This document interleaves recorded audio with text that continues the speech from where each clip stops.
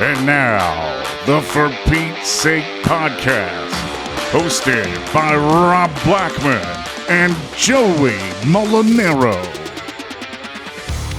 Welcome, everyone, to For Pete's Sake, the official podcast of Purdue Athletics. This is episode number 7, believe it or not. I'm Rob Blackman. My broadcast partner is Joey Mulinaro, and we are happy that you have found us. We have a lot to talk about on this edition of the show, but the first thing we must speak of is the fact, Joseph, that we have a new sponsor that has come on board, the Tom Wood Automotive Group out of Indianapolis. They have come on board as one of our presenting sponsors. To Tom Wood and the Tom Wood Automotive Group, we say thank you. Oh, that's awesome. Thank you so much. It's always great to have more people jumping on than people jumping off. Right? Excellent point. Excellent point. Thanks. Hey, listen, we have a great show lined up for you today, mainly because we have an all-timer coming on as our special guest. He is Robbie Hummel, the Boilermaker great, 3 times first-team All-Big Ten performer, was a second-team All-American during his career here at Purdue, went on to be drafted by the Minnesota Timberwolves, played in the NBA, played overseas. But I think you would agree, Joey, he's probably best known now, especially to the younger audience of Purdue fans, as an incredible TV broadcaster for college and NBA basketball. One of the best. You see him often calling Boilermaker games, but you see him everywhere around the Big Ten and now on the NBA on NBC. The guy's everywhere on your screen, and he does a phenomenal job. We talk with him about that. We talk with him about potential other career paths, and it's just a really, really engaging, entertaining, interesting conversation, I think. And he will join us here very shortly. But first things first, we'll take a short time out. When we come back, time for the Lafayette Limo liftoff segment. That is next. This is For Pete's Sake, the official podcast of Purdue Athletics.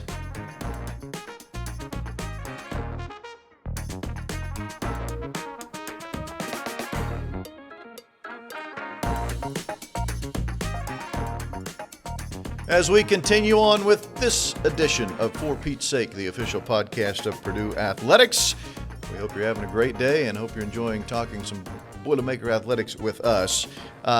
You may have noticed in segment number 1, we intentionally did not reference this in our first segment of the podcast for those that are watching visually, because we wanted to see if you, indeed, the viewer at home, would notice the Braden Smith likeness T-shirts that Joey and I are wearing today. Oh, yeah. They are slick. Rob's even got it. Look at him. He doesn't know TikTok. He doesn't know Instagram, but he knows Slam, and that is what this collaboration is. The Braden Smith Slam Magazine collaboration. Really slick, cool shirt. You can get it on Slam's website right there. It's at slamgoods.com. But more importantly, once you go to the bookstore, the Purdue team store, available there. Get them while they're hot. They're going to go like pancakes. I was in there myself this morning, and the racks were looking a little thin because I think everybody's excited about these shirts. So make sure you get them while they're hot because they are quality material, and we got a preseason National Player of the Year favorite that we got to support in Braden Smith. And Braden's T-shirts are a great way for us to kick off our Lafayette Limo liftoff segment. Lafayette Limo, family-owned, women-owned, serving Greater Lafayette for over 38 years, shuttles to and from Indianapolis and O'Hare airports 365 days a year. Make your reservations now at LafayetteLimo.com. Holidays are quickly approaching. You may need to get to the airport to go see mom or dad. Lafayette Limo, proud sponsor of Purdue Athletics. Yeah, let's start with the Lafayette Limo liftoff. No better place, really, with Coach Shondell, his volleyball squad. Still rolling, top 10 team. You can catch them this Friday, November 14th at Holloway against Maryland, 7 p.m. there. How about this, Rob? Volleyball's undefeated record and all away matches this far into the season. That's away and neutral because remember they're down in Nashville to start the season. Right. That's only happened one other time, and it's tying the 1982 squad's perfect record. So it's been a long time coming, but that just goes to show how well this team continues to play. Boilers have pulled off 3 reverse sweeps, 2 against ranked opponents and 2 on the road. That's also a program record for most in a season and most against ranked opponents. And then this past week, we did see that Kenna Woolard, who was leading the way and having a heck of a year, was named a semifinalist for the National Player of the Year. Purdue football schedule in November does not get much easier, fans. No. We just saw the Boilermakers hosting number 1 ranked Ohio State this past Saturday. Coming up this Saturday, it's off to the Pacific Northwest, 7 p.m. Eastern kickoff time. Please make the note for Purdue at Washington.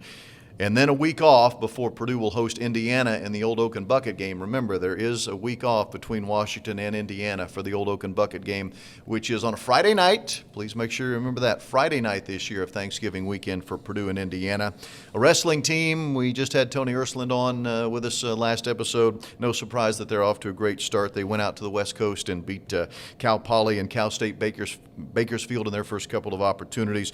8 nationally ranked wrestlers for Coach Ursuland. I would like you to put on your calendar, if you don't mind, this coming Saturday, Lambert Fieldhouse, the Boilermaker Duels at Lambert Fieldhouse. They one match a year. Coach Ursuland and the wrestlers do the old throwback and go over to Lambert Fieldhouse to have an event, and that one's coming up this coming Saturday. Also, Purdue men's basketball Thursday night, a big one against a top 25 team in Alabama down in Tuscaloosa. That is a 7 p.m. tip-off for that one. Hopefully, you'll be listening to the radio, and myself and Bobby Riddell for that one. And maybe the biggest news of all for Purdue postgraduates. Did you see the news? Drew Brees named the NCAA's Silver Anniversary. He wasn't named to. He was the Silver Anniversary Award recipient. Basically what that is, it takes former student athletes from 25 years ago. So when they graduated 25 years ago, you're up for the Silver Anniversary Award. Drew Brees winning the award. He'll be actually presented the physical award in January at the NCAA convention. Troy Aikman, Tim Duncan, Bo Jackson, Peyton Manning, just a few of the names you might have heard of that have also won that award in their day. That's pretty good stuff there for our guy, Drew Brees. Just the 4th Boilermaker to earn the award throughout its history, starting in 1973, joined the likes of Bob Greasy in 92, Leroy Keys in 1994, and Mike Phipps in 1995.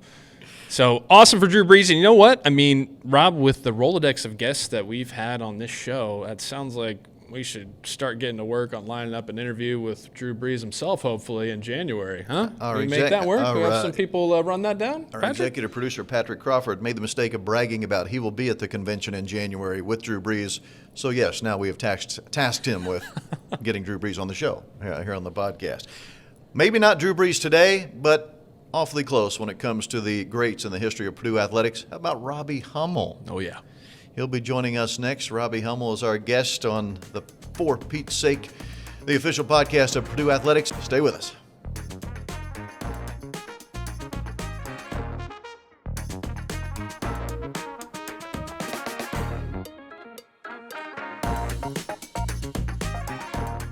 And welcome back, everyone. For Pete's Sake, the official podcast of Purdue Athletics rolls along. And as we promised you before we went to our last little brief timeout, time to talk with former Boilermaker great Robbie Hummel. Not only an outstanding player when here at Purdue on the basketball floor, but now certainly making quite a name for himself in the broadcasting world. Robbie is today's Central Indiana Ford dealer Big Interview. We call it the Big Interview segment because we couldn't think of a better name. It's brought to you by your Central Indiana Ford dealers, proud sponsors of Purdue Athletics. Visit your local Central Indiana Ford dealer today. Robbie Hummel, it is nice to see you. For those that maybe need to understand a little bit of the background here, we're taping this on a Friday afternoon, leading into the Purdue-Oakland University men's basketball game later on tonight at Mackey Arena because Rob's in town to broadcast the game. So I'd like to say welcome back, but it seems like you're here a lot anyway. So. You know, especially with the way this has worked out the last couple of years, right? I think I did 24 Purdue games 2 years ago, and I did 20.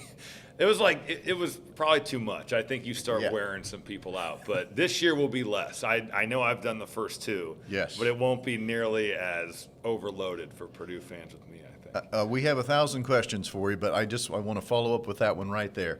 When you first got into broadcasting and, more importantly, Division I college basketball and got Purdue assignments, was it tough to be an objective observer, which Sure. in that role, that's what you have to be. You know, I think you understand. I asked Stephen Bardo when I was playing. So this would have been, 15 years ago. He was calling one of the games I was playing here, and I asked him, I knew he played at Illinois, how do you stay neutral in these games? Mm-hmm. And he goes, Robbie, I know where my paycheck comes from.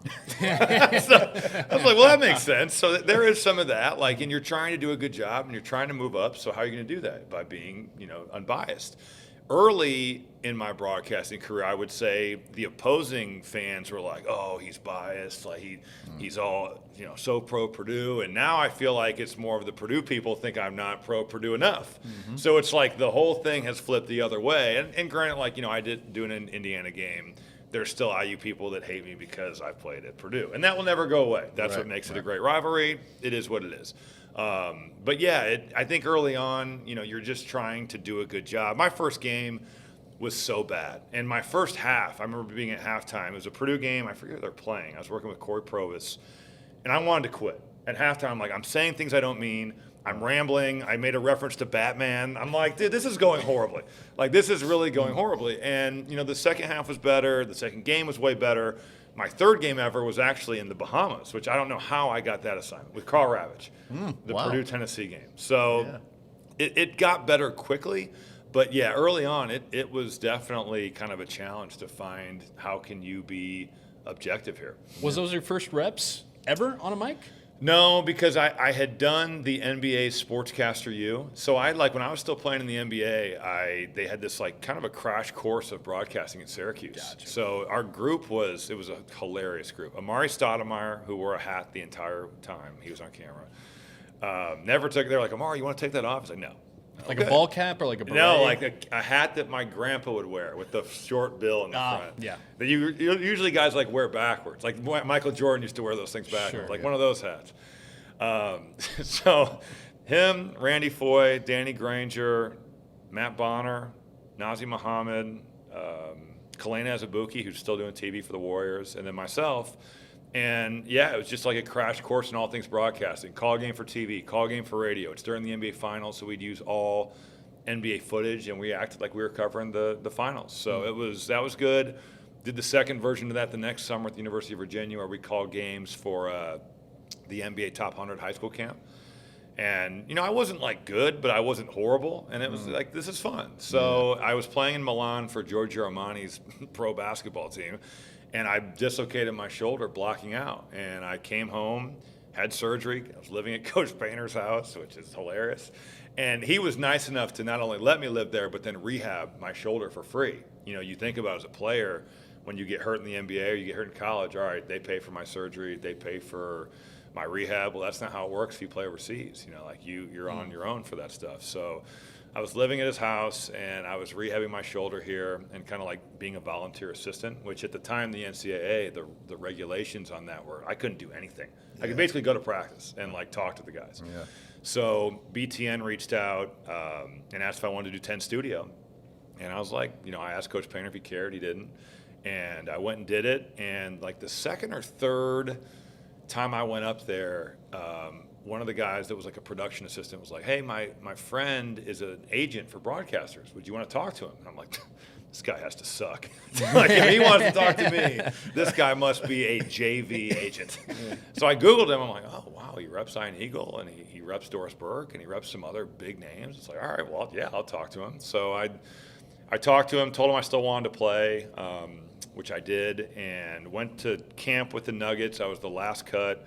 Ended up going to Moscow, which was not a good decision for my pro basketball career because I just hated every day. The money was good, but it wasn't worth it. How long were you there for? I was there for 9 months. So I was in Moscow, and Can I cut you off there? Yeah, I remember you once telling me a story in Moscow. It was so miserable. This is professional basketball.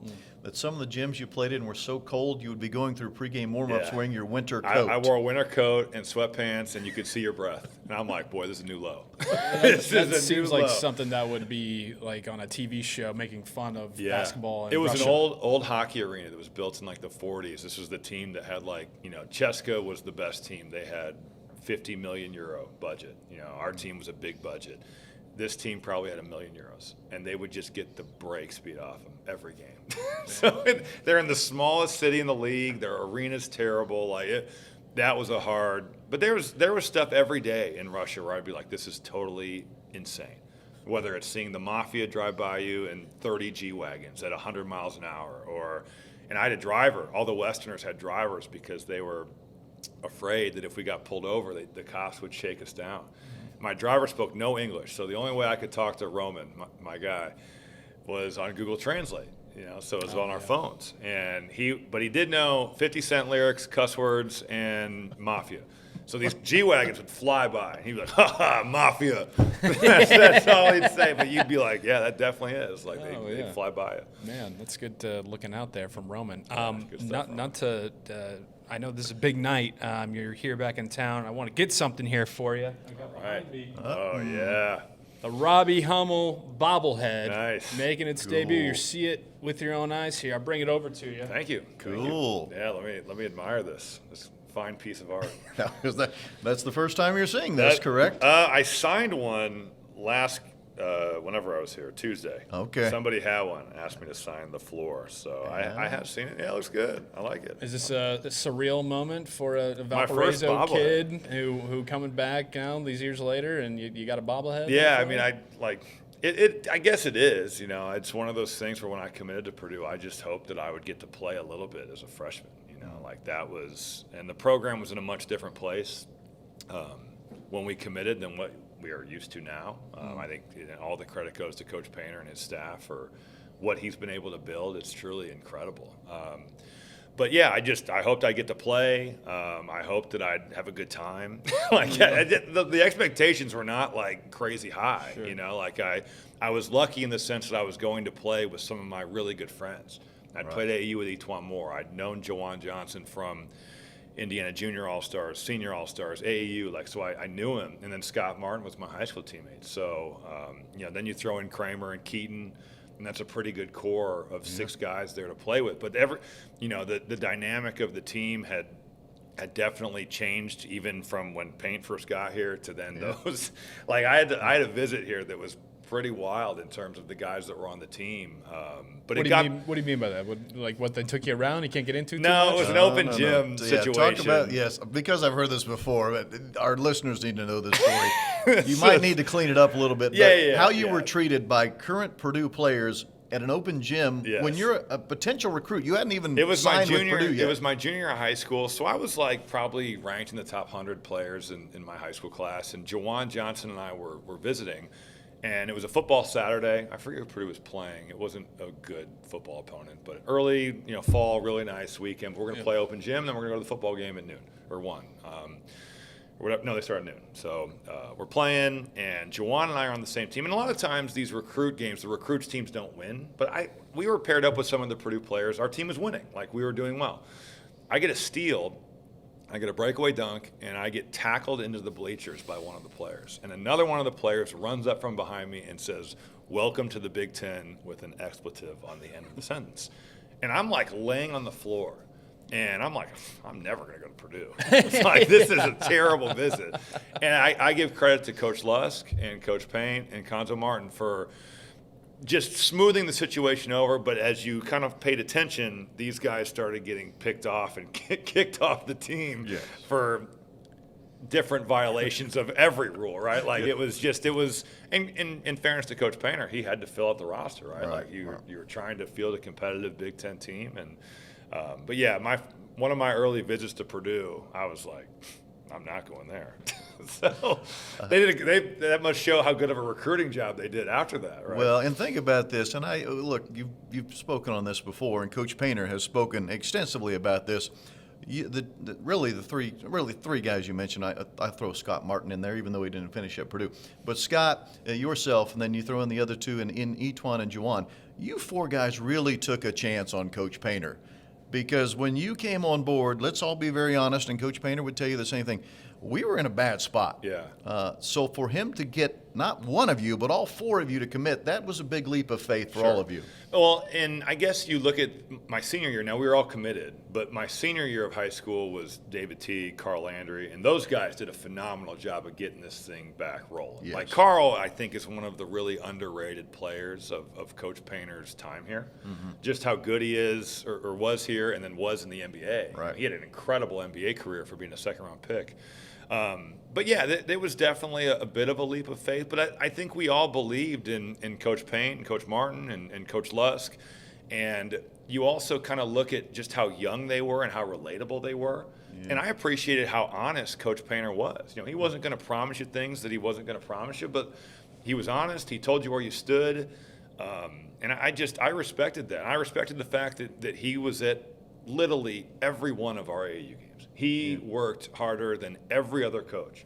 And I think that said something to all of us. He was at all of our stuff. So, when it came to be your time of being a veteran on the team and maybe some recruits were coming in, do you remember that story? Yeah. Did you rough him up a little bit, or did you say, "Hey, I'm not going to do that. I'm going to welcome"? I did not rough anybody up. I think, actually, I feel like I probably had the mindset of like, that visit was terrible. So like, we can't have that happen with recruits when that comes in here. Yeah. You need to keep getting good players. So you can't just be dogging these guys when they come in. It was, yeah. And granted, we had a group of guys that weren't going to do that. Like, that's what was so cool about our team. Everybody was a phenomenal person. Like Keaton Grant, phenomenal person. Chris Kramer, same thing. Etuan, Jawan. Down the list, Ryan Smith, DJ Bird, Kelsey Barlow. I know Kelsey got in some trouble, but I think all the guys that I played with were awesome people to play basketball with. We were really fortunate. We had a really close-knit crew. How much do you guys keep in touch still? I know you were at the alumni game with a bunch of them over the summer. Is it pretty group text type of thing? Not group text with some of the guys, but like, Etuan I saw in Chicago. We had dinner last month. He was up in Chicago for training camp because he works for the Bulls. Jawan, I don't get to see as much because he's still playing, but still talk to him a bunch. Yeah. We'd like to joke around about the Colts and the Bears, and he's got the upper hand there this year. But, everybody. Text with Kramer. And it's different because everybody starts having families and kind of doing their own thing work-wise, and we're spread out where Jawan lives mostly in Los Angeles, and Etuan's down in Florida. I'm in Chicago. Like in terms of some of my other really close friends, Bobby Riddell is here, Ryan Smith is here, DJ Bird's and at SEMO, Drew Anthrop is with the Dallas Mavericks. So like guys, you kind of go your separate ways, but everybody still really communicates and keeps in touch, and I think that's a pretty special thing. Everyone does change, certainly. With age comes wisdom. I think we all would agree. So I want to stay down this path. I was literally just earlier this morning listening to a podcast Coach Painter was on. And I had heard him say this before, but he said it again on the podcast. And I thought, boy, that's pretty appropriate because I'm talking to Hummel later today. He said, man, I wish I could coach Hummel right now as opposed to when I did. And what he was alluding to was he was a young coach, still kind of learning his way. Again, with age comes wisdom. He's a different coach now. He feels like he could have even gotten more out of you had he had the opportunity. It's nice to see the reaction on your face because it's very flattering. I appreciate him saying that, but I was a kid from Bappo, Indiana that played in the NBA. So like after blowing my knee out multiple times, like I think he did I got so much better. Like I was a good high school player, but like in terms of just how effective I was offensively when I got to Purdue, the growth of my confidence was what really, not that I wasn't a confident high school player, but he made me believe that I should be shooting way more.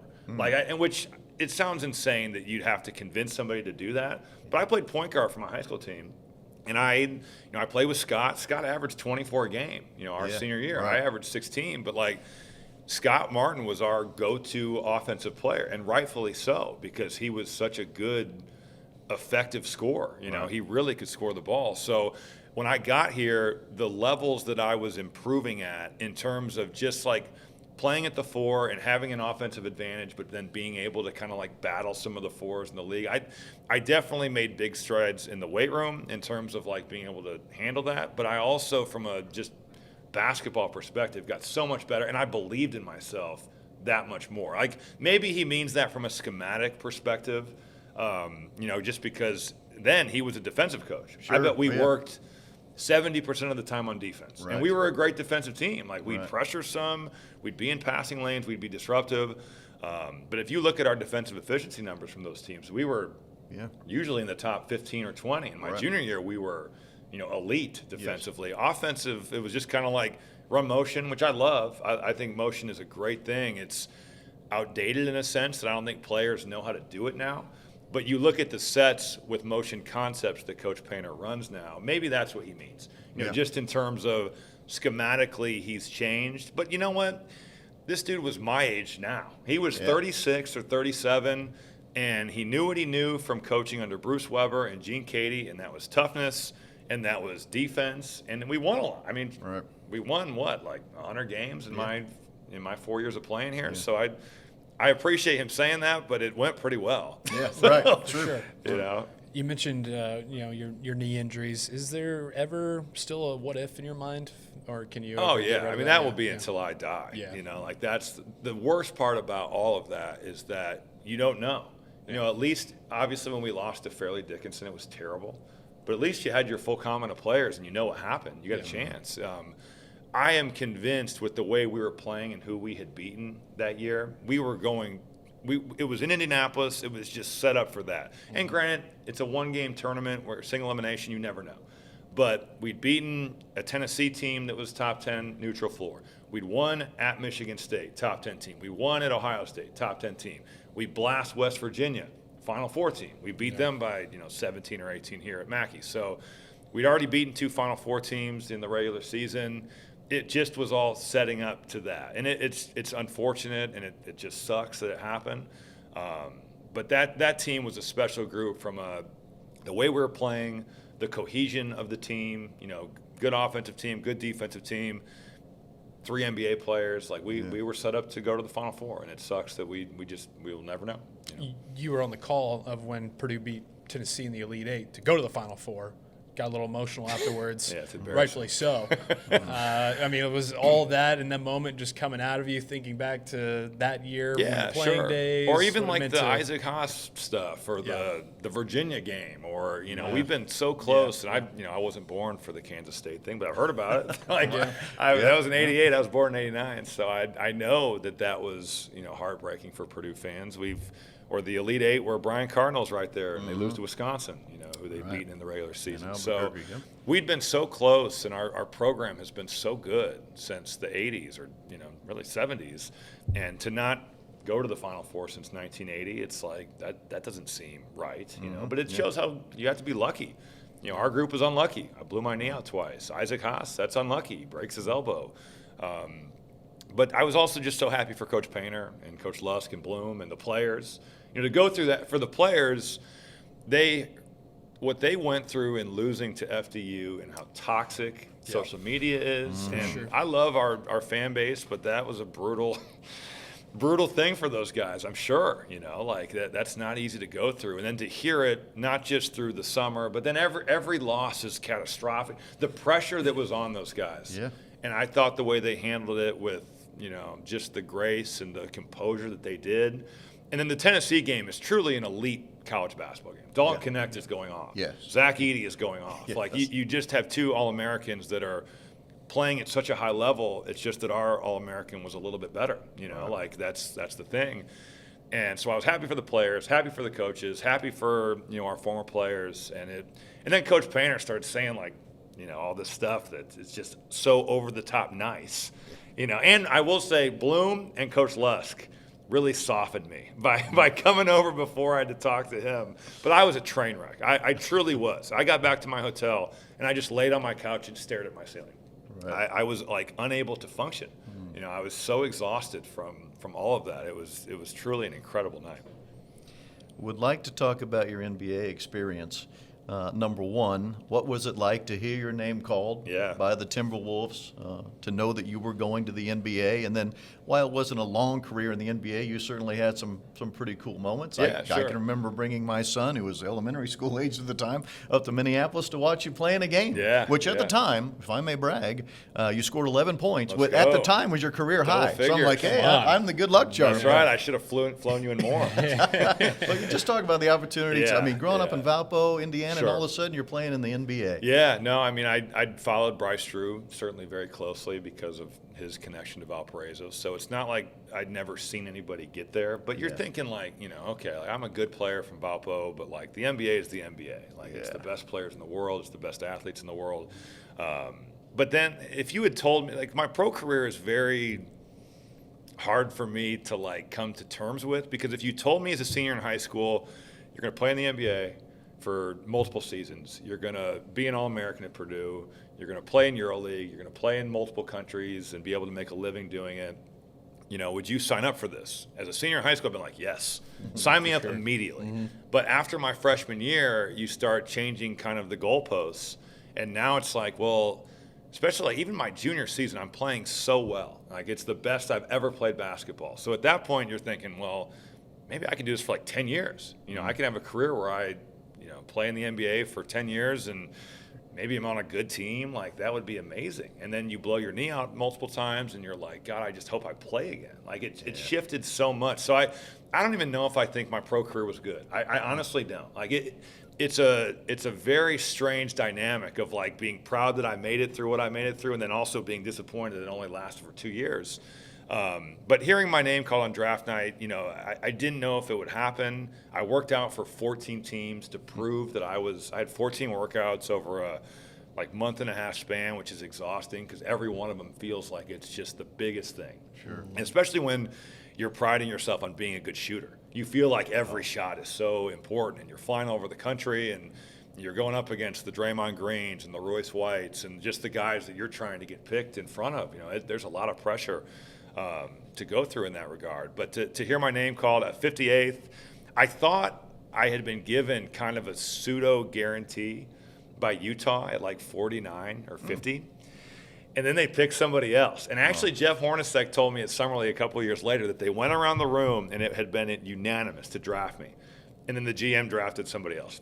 So that would have given me like an hour more of the bars, which would have been a good time. You get drafted 58th, like that's like at 1:30 in the morning Eastern time. Like that was late. So we didn't have that much time to celebrate before everything was closing down. But yeah, like the NBA, I guarded Kobe Bryant. I guarded Kevin Durant. You're playing against guys that are iconic players. Or being around like in a game with LeBron James, like just that stuff. You're looking at these dudes that you grew up watching, and maybe LeBron not as much because I was older, but like Kobe for sure. Yeah. Or like Vince Carter for sure. Like those guys where you're like, man, I was in elementary school. That was one of my favorite players.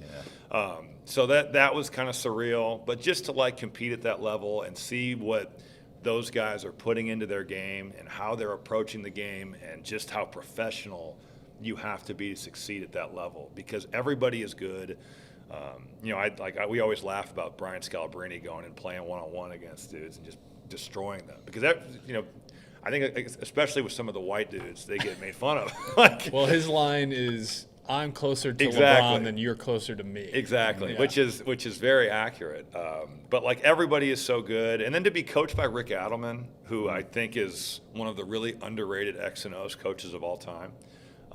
And he coached those Blazers teams that lost to Jordan and those Houston teams with T-Mac and Yao, Sack with Vlade, Chris Webber, Mike Bibby. Like those teams were on the cusp. And Rick was a phenomenal coach in terms of what we were running offensively. Had a little Pete Carrill influence with the corner stuff. But yeah, to learn from him and then to play for Flip Saunders, like those are two really iconic coaches, in the NBA. So it was a special deal. Play with KG, play with Ricky Rubio, Kevin Love. We had a really good team my first year, and we were in the West, which was so tough, and we won 40 games. But we're like 11th. My second year, we trade Kevin. We were terrible. Andrew Wiggins, Levine, they're rookies, Anthony Bennett. Trade Thaddeus Young for Garnett, who was hurt. But, to play with KG was pretty hilarious, pretty awesome, all the above. Just probably had a couple of moments where he was thrown into the bleachers like your recruiting visit. No, Kevin Garnett is a phenomenal teammate. Yeah. I have a hilarious story at Staples Center. I took a charge. Julius Randle, planted me in the floor. And I'm just, laying there. No, it's not Julius Randle. It was Tariq Black, sorry, from Louisville. And I go back in the locker room, and the trainer's looking at me, and so all of a sudden somebody's massaging my back. I look up, and it's Kevin Garnett. He's like, I'm going to get you right. I'm going to get you back out there. I'm like, this guy literally made $500 million, and he's giving me a back massage at Staples Center. He was an awesome teammate, and he's the best trash talker ever. In the same game, I went back to the bench, and I'm sitting there. And KG is yelling at random players on the Lakers about their gambling debts to him, which now the NBA is like, oh, my God. He's like, you owe me money. And with a lot of cuss words. And these players are turning around. I don't even know you. I've never even met you. And as soon as they ran down to the other end, he's like, now they're not thinking about their defensive coverage. They're thinking about me. I was like, that is brilliant. That is a brilliant thing by Kevin Garnett. He is an elite trash talker. Robbie, I want to get to, we got this photo up here right now. You got in the suit, and you got Fletcher and Braden. But we were watching highlights of you and your time at Purdue, and the thing I noticed most is the difference in shorts. Oh, yeah. Can we find a middle ground here? Because when you were playing, we're This talking is the down style. to the calf. Yeah. And now these guys, they got it up by their quad. Yeah. Which do you prefer? Is there possibility to just get it maybe right at the knee? No, the knee is the best, but the style was baggy. I love that there's that kind of, like it's an Instagram or Twitter thing that will go around once or twice a year, where it's the Big Ten Tournament Championship game, and it's all of us at the free throw line with our shorts that are so absurdly baggy. Yes. They look terrible. I think baggy clothes are starting to kind of come back. I hope it doesn't get to this. I don't think that looks good. The knee is where it should be. I think there's a happy medium there. But it is funny when you look back. Like, I have all this Purdue gear. I can't wear any of it. It's huge. Like, maybe to bed. Right. And we had some remember our velour travel sweatsuits? Oh, I remember, yes. We Things thought those were cool back then. Yeah, actually. they look questionable at this point. But the fashion of the day, right? Like, it was your pants hang, to the ground, and like the baggy jeans and the baggy shorts, and they don't look good, but we thought we looked good at the time. We were feeling ourselves for sure. I was in high school doing the same thing. Yeah. It's just wild to see 15 years later. Yeah, totally. So let's talk about the real job nowadays, the broadcasting. Just recently, a few weeks ago, actually a couple months ago now, you were named one of the members of the NBA broadcast team. So you're doing some games covering the NBA now on a more regular basis than you had been. Certainly, you still have the college basketball plate that is full. What is a typical week for Robbie Hummel? How many games will you do? Now that we're into the heart of the basketball season, how many games will you do in a week, and how many different locations will you be at? Last year it was like 4, sometimes 5, where it's like it's not even fun in the sense, it's still a great job, and I appreciate it because I know there's a lot of other things I could be doing, and I'm honestly at the end of the day just sitting courtside watching high-level basketball. So I understand that. But like the games would end, and the whole crew of your partner, your play-by-play partner, if you have a sideline person, director, producer, whatever, they're all like, all right, we're going to the bar, we're going to dinner, whatever. I'm like, well, I'm getting in the car to drive to Big Ten City X, right? Like, I'm never able to just kind of like sit back. And after every game, you're just like, well, I have a game tomorrow, or I have 2 games in the next 3 days, or whatever. You're always just kind of like, so it was important. I talked to my agent about this summer. Like, I cannot do this many games. Like, I got to the Final Four. I'm doing the games for Westwood One Radio, and I'm like, I am so tired. Like, I am just being in airports, and I did a much better job last year of prioritizing eating better, working out, and just stealing time, whether it's 30 minutes, 20 minutes, 40 minutes to get a workout. Sure. At the Final Four for Purdue, I was so fat. I might not have looked it. I carry it in a skinny fat manner, but it was like you take your shirt off and you're like, good God, dude, like, you got to be better than this. So I've done a much better job of that. And honestly, it felt like it helped me mentally. Just the brain fog I'd have from like fatigue and like just probably eating like McDonald's, Chick-fil-A, and every other crap restaurant that I could. Like, I felt that. So I was much better at that last year. This year, it's usually like I'll do a weekend CBS game, I'll have my Monday NBA game, I'll have my Tuesday Big Ten Peacock game. And every once in a while, I might have a Thursday Turner broadcast thrown in there. But it'll be like 3. Okay. Like it won't be near. And it also, I think I mentioned this earlier, I won't have the same level of repetition where it's like I have Purdue's next 9 games or Indiana's next 8 games. I do think you can only say so much about the same people are pretty much doing the same things, like you can only paint it a different way so many times. So I think it's better for everybody in that regard. But this is a more healthy kind of like schedule, like there'll be some weeks that are like this week I had a game.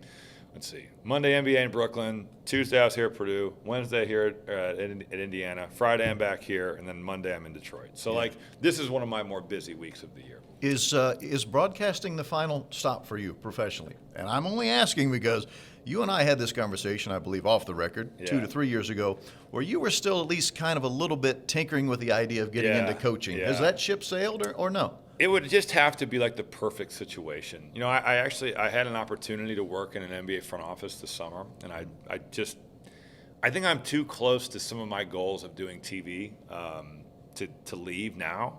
I was flattered and honored that they asked me to kind of gauge my interest. But I just, in doing the NBA, and then I was making this move to CBS, and I knew that, I have some goals to call, Final Four games. Sure. And I hope that I can get there, and I feel like I'm getting close, and at least in the vicinity. So to walk away now would be hard. You'd never say never, obviously, but you also think about coaching. I feel like I have a pretty good idea when I watch a basketball game what's going on.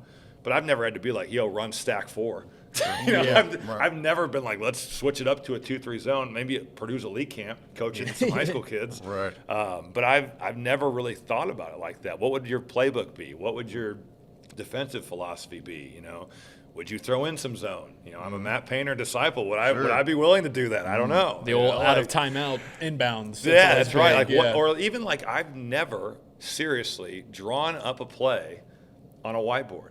And that's a skill. That's where you hone that stuff as an assistant. Well, I've never been an assistant coach. I think that I have a good grasp of basketball, but there's a lot of things in coaching that I've never done. So you'd have to really. And Coach Painter did I've talked to him a couple times. It was a few years ago now about an assistant spot, and it just wasn't time for that then either. So I don't know. I wouldn't say never, but it's one of those things where I'm starting to I'm almost 40. Shit, you're getting further and further away, So it's, I don't know. I wouldn't say no, but I really like TV. The only thing that stinks about it is the travel can be hard. I got a couple more for you, Robbie. This has been so awesome, man, and could talk for hours, really. But last night, Rob and I did an event together, and he gave some of his favorite Matt Painterisms and some of his favorite paint stories. We'll keep those at the event because people paid good money for that. Yeah. But for our listeners, all your time here, do you have a favorite Matt Painter story or Matt Painterism? Oh, it's he used to say the same things that Coach Katie said, I think. Everybody wants to, play shortstop and hit leadoff. I heard that a billion times. Some of them are so funny, but they're just not made for air. Not for here. And I swear he got them from Coach Katie. I swear a lot of them are Gene Katie's sayings. When I was living with him, I've told the story a lot, but I think it's pretty funny. I was staying in one of the guest bedrooms, and he knocked on the door at 7:30. I was awake, but not up and moving. He's like, "Hey, Rob, I made some bacon-filled waffles. Do you want one?" I was like, what reality is this where Coach Painter just asked me if I want a waffle? I'm living at his house. It was so funny to me. So that always stands out.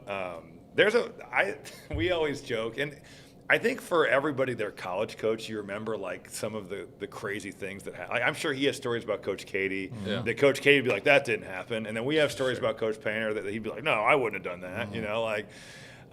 So I try to think what good ones from playing are. I know I put you on the spot. My apologies. No, it's okay. There's so many funny ones, but you also have to balance the appropriateness. Sure. Yes, right. Sure.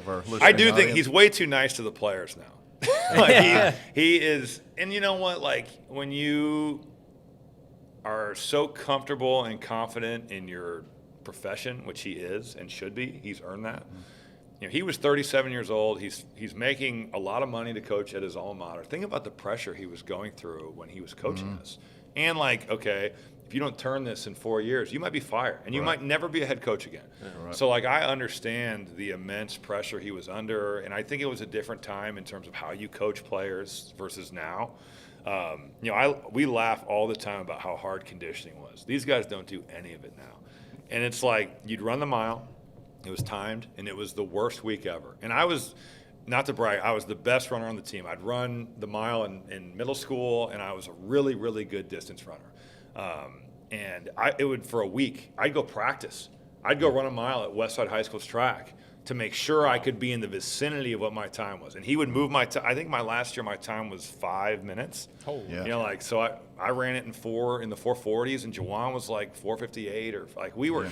Everybody in that team my junior year though made the mile. But you ran the mile, and then you had 2 weeks of we were doing I guess it would be a week of the distance runs where we would do a 1.5 mile run, a 2.5 mile run through campus on the wood chip trail, and then we'd have 2 weeks of stadium stairs on the football stadium, which were brutal. C. Reed shed tears at the top on one of the missed times.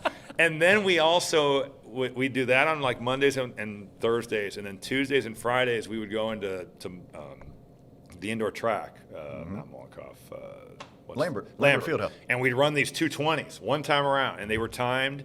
And then we do 2 weeks of 3.5s and 7s, the down and backs on the court. So by the end, you were in amazing shape, but your legs felt like death, right? Now they just practice. Yeah, true. Which is we couldn't have any instruction with the coaching staff. It was the NCAA was trying to protect from a coach being like, we're going to practice for all 12 year. months out of the year. Yeah, but it was so different then, and it wasn't for the better in a lot of ways. So, but in terms of Coach Painter, like just some of the funny, I guess, times of being yelled at. That sounds awful, but like he has some funny sayings of like. But and you would agree, because I've heard you and other players of your age group talk about this. He's a much different guy now than he was then, as far as approaching practice, right? The yelling and the screaming and throwing the basketball. The throwing the basketball off the backboard. Especially when it would like ricochet off the corner and it could go anywhere. Yes. Like that was Head on a swivel. And everyone would be trying not to laugh, but like he was really mad, like that stuff was funny. But with that being said, like you could tell he had a real caring for all of his players. Like he really cared about all of us, but he wanted us to be the best version of ourselves. He coached us hard. But we wanted that. We wanted to get better, and look at what happened. Juwan Johnson is a first-round pick. E'Twaun Moore makes $50 million and plays 10 years in the NBA. I get to play in the NBA, I play overseas. I don't have a real job and have never had a real job because I played for him and got better. I really believe that. So I'm incredibly thankful to have made a good decision as a 17-year-old and to decide to come here, even if after I was tackled into the bleachers by a certain someone here. But the guys I played with were phenomenal. The coaches were phenomenal. It was the best decision of my life. It really was. Last one. I know we got to get you out of here, but you did get mistaken for a ref earlier this week. Yes, so we've seen that, and I hate to rub it in, but we were talking about it was earlier. Funny. Yeah, it was funny. We were talking about it earlier, and I said, you know what?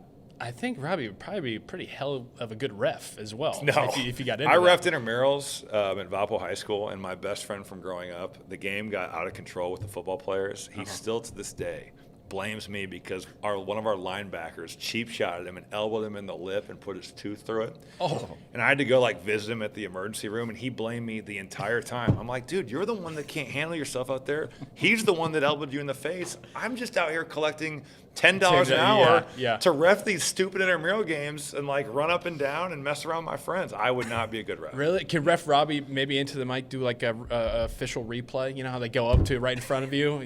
Just say Purdue was challenging the. Yeah. What kind of violation do we want to review? Let's say Coach Painter is challenging an out of bounds call on the baseline. All right. After further review, Purdue did make contact with the basketball on the baseline. Braden Smith's fingertip did just grace the basketball. It will be Oakland basketball. Put 2:30 back on the clock. Look at that. I mean, come on. Well done. Spot. Well done. Ref Robbie. Zach Zarba and those NBA guys better look out. I'm coming for them. And with that, we will end this segment of For Pete's Sake, the official podcast of Purdue Athletics. You were just mentioning you have a very busy schedule this week in the world of broadcasting, so the fact that you've given us half an hour or so of your time, thank you, Rob. Happy to do Robbie. it. For you guys, anytime. This has been great. One segment to go on For Pete's Sake, the official podcast of Purdue Athletics. Stay with us.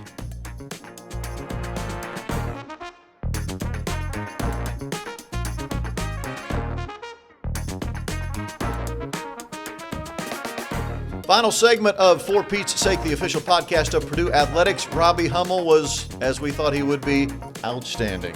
Such a great conversation. And, the guy, much like Coach Painter, I think he learned from Coach Painter, not just basketball, but how to talk around a mic and tell stories, because he did that, and it was really, really a lot of fun to talk to him. And so happy for him, the career that he has now carved out for himself as one of the lead analysts in all of college basketball on television. That, man, good for him. Good for him. Yeah. Hey, I want to mention this.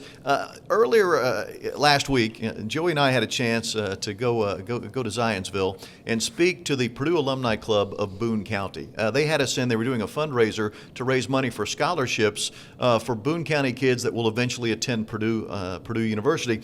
And we had an awesome time. That was a great night, was it not? It really was, yeah. It'd been a different live setting for kind of a version of For Pete's Sake, right? It was me and Rob, and I wouldn't say it was our full show, but we got up there and chop it up about all things Purdue and tell some stories and field questions from the fine alumni who wanted to talk to two guys who didn't go to Purdue. So it really was a great night, and I know that we would love to do it again. Yeah, so if you maybe are involved with a Purdue Alumni Club, whether it be somewhere here in the state of Indiana or somewhere across the nation, well, you can find us on social media. Easier to find Joey than myself, but yeah, reach out to us. We'd love to come be a part of your group too, and maybe just talk some Boilermaker athletics. It was an awesome night, and we had a great time. Speaking of awesome nights, it sounded like one of your close friends just recently had a pretty awesome night. Yeah, one of my best friends in the world. I grew up with him, Nick Baker, class of 2016 at Purdue. Comes from a long line of Boilermakers. Both his parents went here. His brothers went here.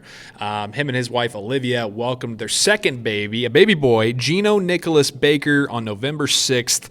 5.2 pounds, 31 inches. Came a month early, but Mom and Gino are doing well. And I know this kid has got future Boiler written all over him. So congrats to my great friends, the Bakers. Super happy for you. I love you guys.